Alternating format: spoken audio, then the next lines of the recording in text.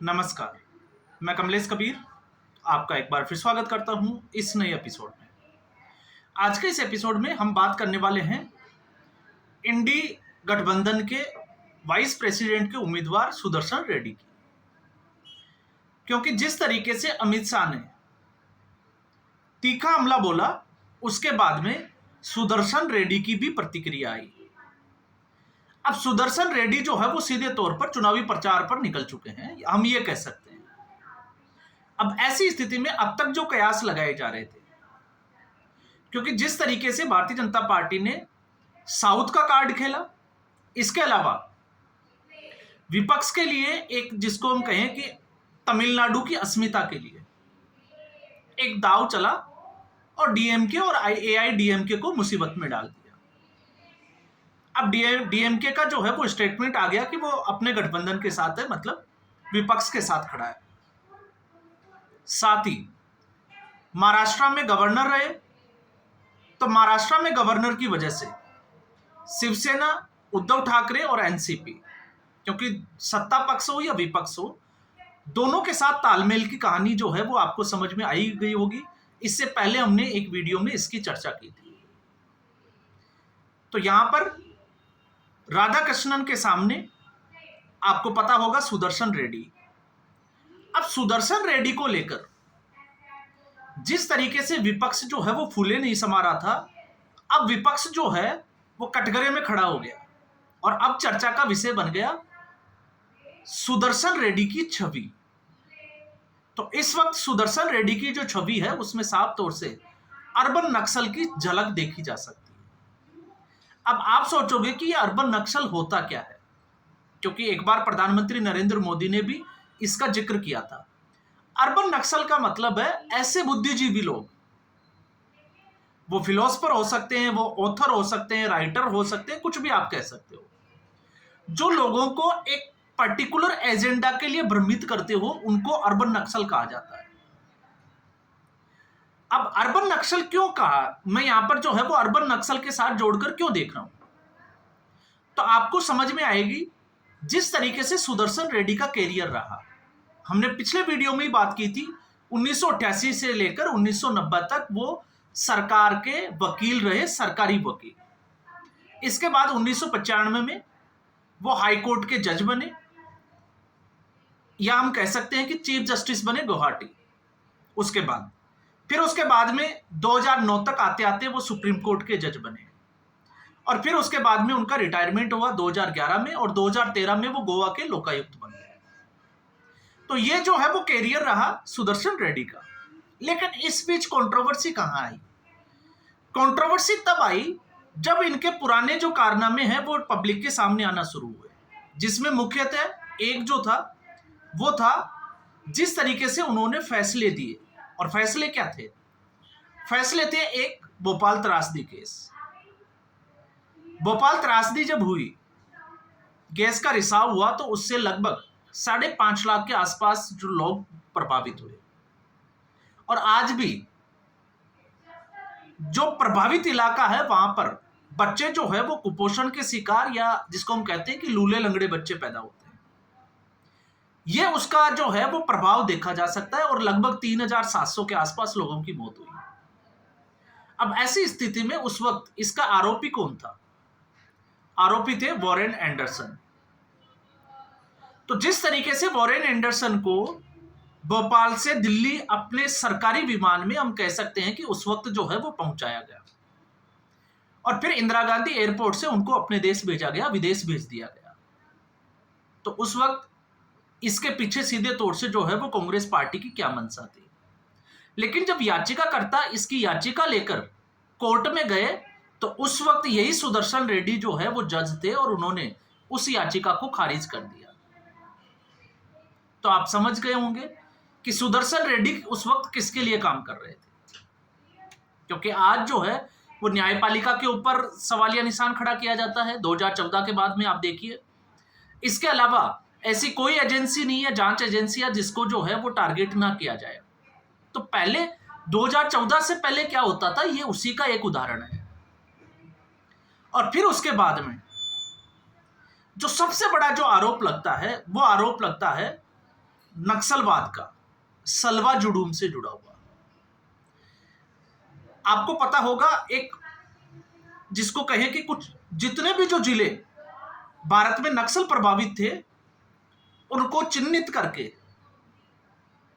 जिस तरीके से अभी अग्निवीर योजना चलती है उस तरीके से उनसे फाइट करने के लिए गांव में जो है वो सलवा जुडूम के तहत, या हम कह सकते हैं कि वहां के जो लोग थे उन्हीं को लाइसेंस दिया गया कि वो हथियार रख सकते हैं अपनी सुरक्षा के लिए। लेकिन जब ये याचिका जो है वो सुदर्शन रेड्डी के पास पहुंची तो सुदर्शन रेड्डी ने, आप सोचकर देखिए, उस वक्त नक्सलियों का साथ दिया और इसको जो भारत सरकार की जो कार्रवाई थी उसको असंवैधानिक करार दे दिया।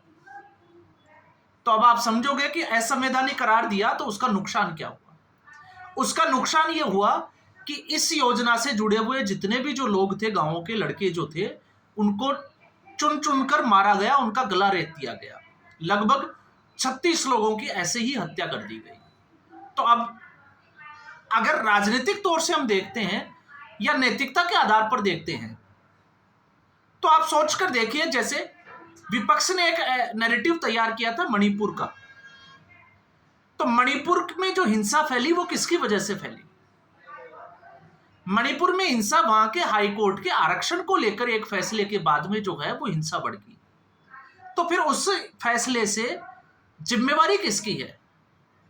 क्या न्यायपालिका की यह जिम्मेवारी नहीं है कि अगर उसके फैसले से कुछ होता है तो फिर वो उसके ऊपर विचार करे?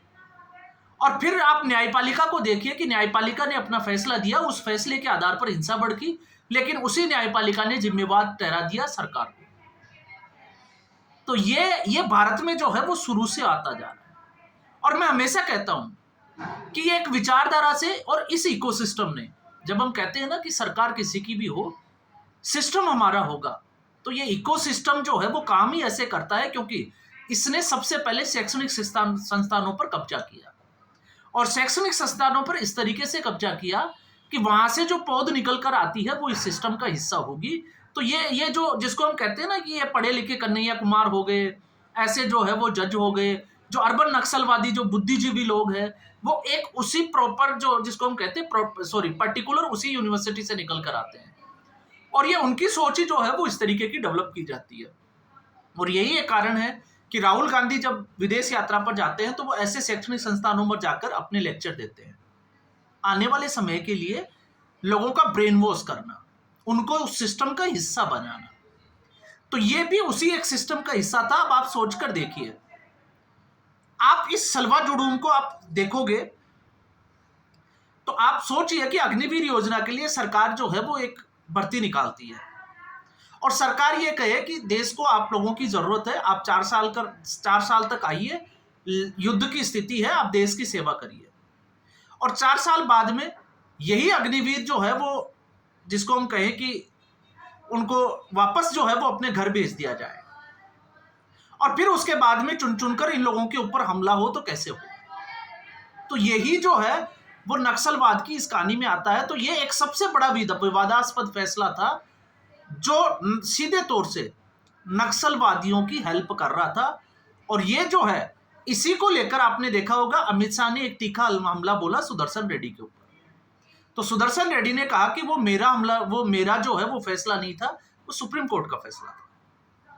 अब आप सोचकर देखिए कि अगर कोई जज जो है वो इसमें आप जिस तरीके से एक हम कह सकते हैं कि दोहरा रवैया होता है या विवादास्पद फैसला होता है, तो वो अपने हाथ जो है वो पीछे खींच सकते हैं ये कहकर कि ये न्यायपालिका का फैसला है, ये हमारा फैसला नहीं है। तो सुदर्शन रेड्डी एक तरीके से जो हम कह सकते हैं कि पूरे तरीके से एक्सपोज हो गए, और उससे भी ज्यादा एक्सपोज कब हुए?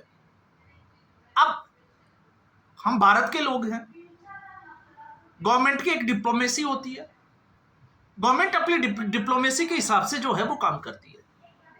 तो इसी कड़ी में आप देखिए इजराइल और हमास, गाजा पट्टी के ऊपर जो चल रहा है फिलिस्तीन वाला, तो हमास क्या है और हमास ने क्या किया ये पूरी दुनिया को पता है। लेकिन जब इजराइल ने हमास के ऊपर हमला किया तो मानवाधिकार आयोग की दुहाई देके या मानवाधिकार की दुहाई देके भारत में एक कैंपेन चलाया गया और उस कैंपेन में यह तक कहा गया कि भारत जो है वो इजराइल से हथियार नहीं खरीदे।